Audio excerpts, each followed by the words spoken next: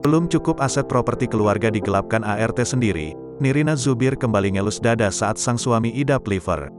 Selain harus menghadapi cobaan, 6 aset properti milik keluarganya digelapkan asisten rumah tangga Riri Hasmita.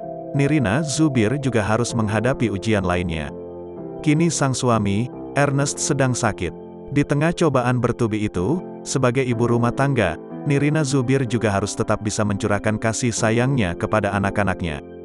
Kepala aku lagi kebagi, yang pasti saya sebagai ibu, saya harus mikirin kesejahteraan anak-anak, memikirkan suami saya baru pulang dari rumah sakit karena liver, kata Nirina Zubir dalam jumpa persnya di RS Pelni Petamburan, Slipi, Jakarta Barat, Jumat, tanggal 26 November tahun 2021, melansir Arta Kota. Wanita 39 tahun tersebut mengakui, saat ini Ernest yang merupakan personil band Coklat, sedang dalam masa pemulihan dari sakit livernya. Aktivitas Ernest kini lebih banyak di rumah.